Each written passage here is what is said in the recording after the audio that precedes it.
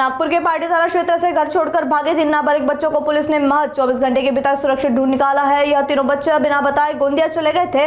माता पिता की शिकायत मिलते ही पार्टी पुलिस की डीबी टीम ने त्वरित कार्रवाई करते हुए तीनों बच्चों को गोंदिया से ट्रेस कर सही सलामत ढूंढ निकाला और उनके परिजनों को सुपुर्द कर दिया। मामला पार्टी पुलिस स्टेशन का है, जहाँ 29 तारीख को दोपहर 2 बजे परिजनों ने अपने 17 वर्षीय लड़के और उसके 2 अन्य साथी बच्चों को अचानक घर छोड़कर गायब होने की 3 अलग अलग शिकायत दर्ज कराई थी। ये तीनों बच्चे स्कूल नहीं जाते थे और बिना बताए घर छोड़कर गोंदिया भाग गए थे। मामला दर्ज होते ही पार्टी पुलिस की डीबी टीम तुरंत हरकत में आई।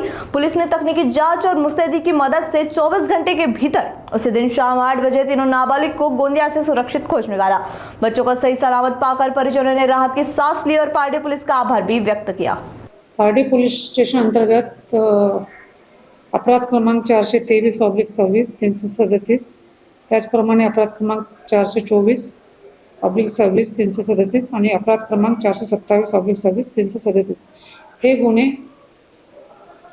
आम्ही दाखल केले परवाला। आणि काल सायंकाळी 5 वाजता आमच्या डीबीच्या पथकातले जे शैलेश कुंबळकर आहे त्यांनी ह्या तीनही मुलांना तांत्रिक बाबींच्या सहाय्याने आणि गुप्त बातमीदारांच्या मदतीने ह्या तीनही मुलांना शोधून काढले। हे मुलं घरी न सांगता बाहेर निघून गेलेले होते। मुलांचे नाव आहे रोशन राम संजीवन वर्मा, वय 17 वर्ष, राहणार शिवशक्तीनगर पारडी।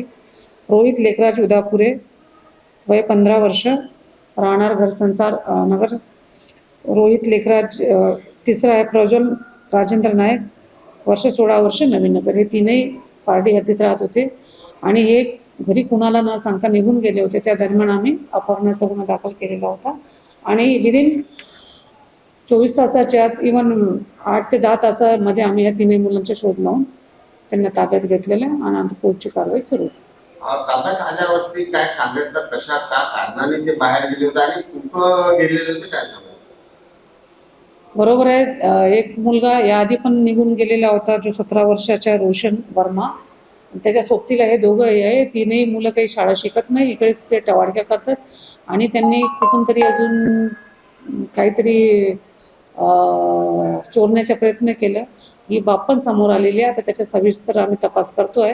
पण हे घरून कुणाला न सांगता किंवा निघून गेले होते की आम्ही मुंबईला जातो असं सांगून, आणि त्यानंतर ते मुंबईला ज्या त्या कुठं गोंदियाला होते आणि ते आपण माहिती काढल्याने त्याप्रमाणे मग गोंदियाहून ते मुलं इकडे नागपूरला